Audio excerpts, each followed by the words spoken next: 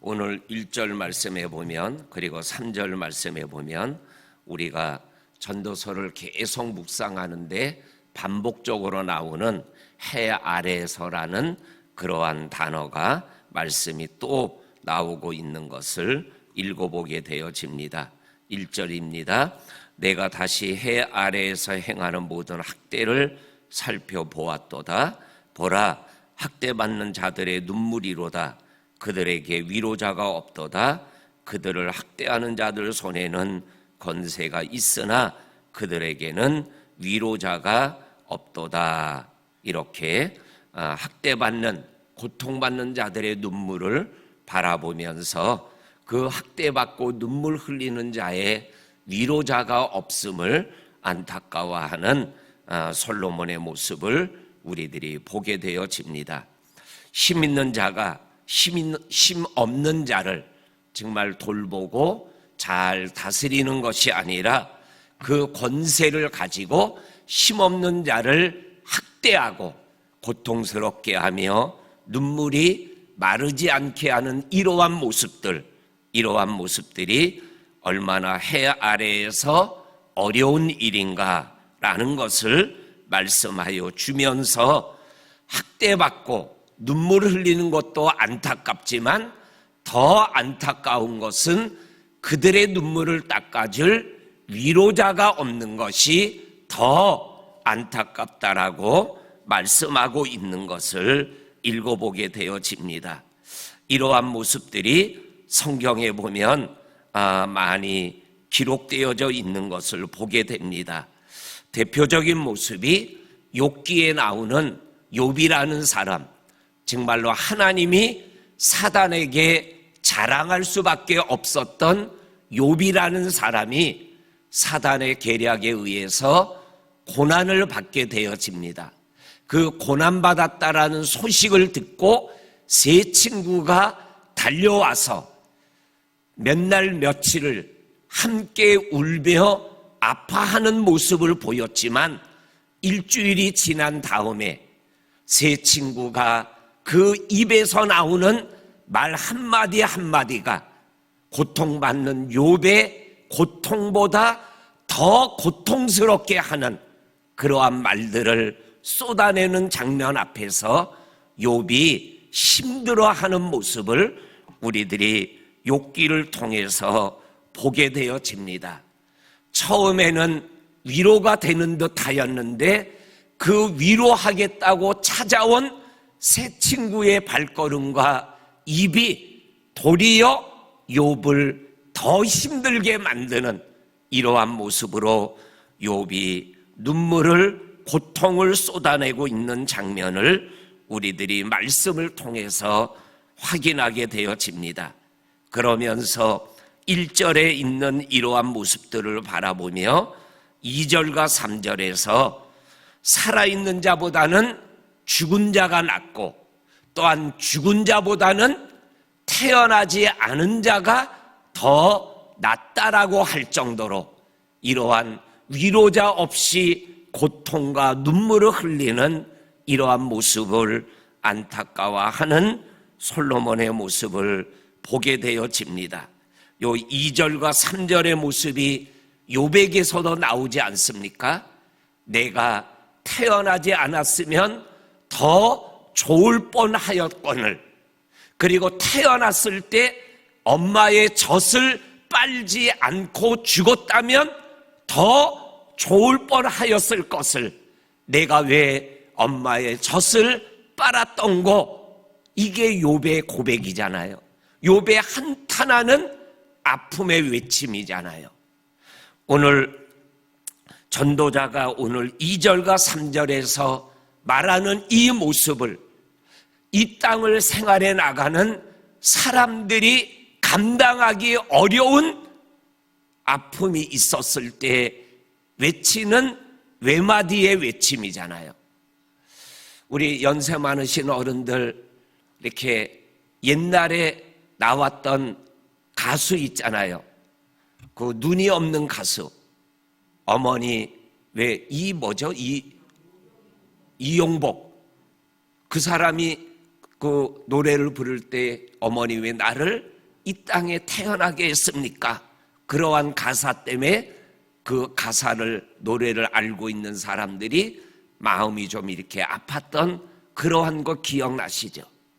힘들고 아프면 내가 차라리 태어나지 않았으면 더 좋을 뻔했거늘, 이러한 외마디가 쏟아져 나오죠. 그런데 결국은 왜 그런 거예요? 위로자가 없기 때문에. 그런데 오늘 해 아래 위로자가 없다라는 반대말은 뭐죠? 해 위에는 위로자 하나님이 계시다. 위로자 예수님이 계시다. 근데 그 예수님이 진정 해 아래의 위로자가 되기 위하여 육신의 몸을 입고 이 땅에 오셔서 우리와 함께하며 우리의 눈물을 닦아주며, 계시록에 나오는 말씀이죠. 사랑하는 성도님들, 우리가 인생을 살다가 해 아래 살아가며 예기치 못한 어려움 때문에 눈물과 어려움을 겪고 있을 때, 나는 위로자가 없다 할 때 하나님이 우리의 손을 붙잡아 주시고 넘어진 발을 일으켜 세워주며 눈물을 닦아주며 헤라의 삶을 또 걸어가게 하시는 하나님의 은총을 우리가 누리며 여기까지 온 거죠. 우리 위로자 하나님과 함께 이 땅의 삶을 생활해 나가는 저와 성도님들이 될 수 있기를 주의 이름으로 축원합니다. 고린도후서 1장 3절에 보면 하나님을 가리켜서 우리 주 예수 그리스도의 아버지, 그리고 자비의 하나님, 그 다음에 나오는 말씀이 모든 위로의 하나님이시다, 이렇게 말씀하고 계셔요. 위로자 하나님은 우리의 삶 속에 일어나는 그 어떠한 것이라도 위로하실 수 있는 그러한 분이심을 성경은 분명히 말씀하여 주고 있는 것, 이것을 꼭 기억하며 믿음의 길을 걸어갈 수 있기를 원합니다. 아멘. 오늘 1절에서 3절까지는 눈물이 있는데, 학대는 있는데 위로자가 없다. 그러니 위로자인 하나님을 의지하고 믿고 살아가자. 이것이 1절에서 3절까지에 나오는 말씀입니다. 그 다음에 오늘 4절과 5절 말씀해 보면, 내가 또 본즉 사람이 모든 수고와 모든 재주로 말미암아 이웃에게 시기를 받으니 이것도 헛되어 바람을 잡는 것이로다. 우매자는 팔짱을 끼고 있으면서 자기의 몸만 축내는 도다. 이 말씀을 한두 번 읽는데 잘 이해가 되지 않아서 번역 성경을 찾아서 읽어보니까 단어 하나에 금방 이 4절과 5절이 이해가 되더라고요. 번역 성경은 대부분이 다 4절과 5절의 단어 하나가 공통적으로 나와요. 그게 뭐냐면 경쟁이라는 단어예요. 경쟁이라는 단어. 그래서 내가 또 본즉 사람들이 모든 수고와 재주로 말미암아 이웃에게 시기를 받으니, 경쟁을 하는 거예요. 경쟁을 하다 보면 앞서가는 사람이 있고 뒤따라가는 사람이 있잖아요. 그러면 뒤따라가는 사람이, 야, 앞서가는 사람이 나보다 낫구나, 그리고 박수 쳐주지를 못한다라는 거예요. 시기하고 질투하고 앞서가는 사람의 다리를 잡아가지고 끌어내리려고 한다라는 거예요. 그러니까는 뭐예요? 세상이 지지고 볶고 싸우고 분노하고 아픈 소리들이 쏟아져 나오는 거예요. 그러는데 이러한 4절에 있는 이러한 지나친 경쟁 때문에 나는 저렇게 살고 싶지 않아, 그리고는 경쟁의 대열에서 빠져나와 팔짱 끼고 가만히 있어 살아가며 뭐예요? 오늘 성경 말씀에 보면 자기의 몸을 축내며 살아가는 사람은 어리석은 사람이다, 이렇게 말씀하면서 이 땅의 해 아래서 살아가는 사람들의 모습들이 경쟁 앞에서 사람을 높이기보다는 깔아내리는 이러한 모습들이 참 어리석고 그리고 헛되고 바람을 잡는 것 같구나, 이렇게 전도자가 말하며 안타까워하고 있는 모습을 우리들이 보게 되어집니다. 정말로 이 세상은 얼마나 경쟁과 경쟁 앞에서 무너져 나가는 모습들이 들려오고 있는지 모릅니다.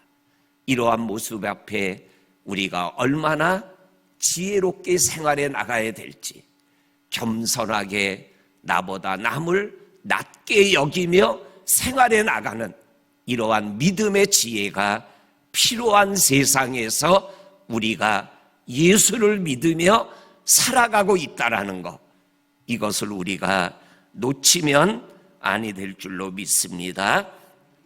그 다음에 마지막 6절 말씀해 보면 두 손에 가득하고 수고하여 바람을 잡는 것보다 한 손에만 가득하고 평안함이 더 나으니라. 이렇게 양손을 움켜잡고 생활해 나가는 사람은 만족이 없는 거예요. 잡아도 끝이 없어요. 잡아도 잡는 사이로 빠져나가는 바람과 같은 이러한 인생은 마음에 평안함이 없다라는 거예요. 그런데 한 손은 잡지만 잡은 손으로 얻은 것을 한 손으로 풀어줄 수 있다면 그 사람은 두 손을 잡은 사람보다 혹 적은 것 같지만, 없는 것 같지만 마음의 평안함을 맛보게 된다라는 거죠. 우리 속담에 그런 거 있죠? 때린 사람은 뭐예요? 잠 못 자도 매 맞은 사람은 다리 펴고 잔다고. 오늘 우리가 이 세상을 생활해 나갈 때 움켜잡으면 많은 것을 얻을 것 같지만, 얻는 것 같지만 가장 중요한 마음의 평안을 빼앗기는 거예요. 그런데 놓을 수 있다면 하나님이 주시는 은혜와 축복을 누리게 돼요. TV 프로 중에 유퀴즈라는 프로가 있어요. 유재석이 하는 프로인데 이렇게 일반인도 나오고 유명인도 나오는데, 그 중에 우리 그 션이라는, 정혜영 씨하고 션이라는 사람이 나와서 유재석이하고 대화를 하는데, 그 사람이 지금까지 모금 운동하고 또 자기가 또 이렇게 해가지고 50억을 이렇게 사회에 환원을 했대요. 유재석이가 어떻게 이게 한 가정에서, 이게 기업도 아니고 어떻게 가능하냐. 그때 정혜영이하고 결혼한 날 신혼여행 가서 내가 너를 만나고 네가 나를 만나는데 얼마나 행복하냐. 이 행복을 우리 둘만 가지고 살지 말고 이 행복을 좀 흘려보내자.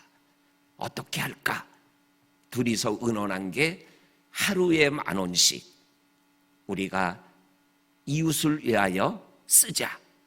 그래서 1년 동안 10,000원씩 했던 것을 모아가지고 어려운 이웃에 기탁한 것이 시작이 됐다라는 거예요. 그게 무슨 의미죠? 있어서 돕는 것이 아니라, 있어서 손을 피는 게 아니라 뭐예요? 없어도 1,000원이라도 10,000원이라도 손을 펼 수 있으면 그것이 하루 가고 이틀 가고 1년 가고 10년 가면 엄청난 도움과 사랑의 역사를 일으키게 된다라는 거죠. 우리 성도님들 혹 두 손을 잡고 부여잡고 살고 있으면 하나님 안에서 한 손을 펴고 평안함을 누리며 하나님의 은혜 가운데 거하는 그러한 축복된 삶을 살아가실 수 있기를 주의 이름으로 간절히 축원합니다. 아멘. 하나님 감사합니다. 오늘도 이 새벽 깨워주시고 하나님께서 말씀하여 주시고 하나님께 기도할 수 있게 하시니 감사합니다. 오늘도 우리의 위로자가 되고 우리에게 평안을 주시고 이 땅에서 경쟁 속에서 무너지지 않고 살아갈 수 있는 지혜와 겸손을 주시는 하나님과 함께 오늘 하루를 달려가며 살아갈 수 있게 하여 주옵소서. 예수님 이름으로 기도하옵나이다. 아멘.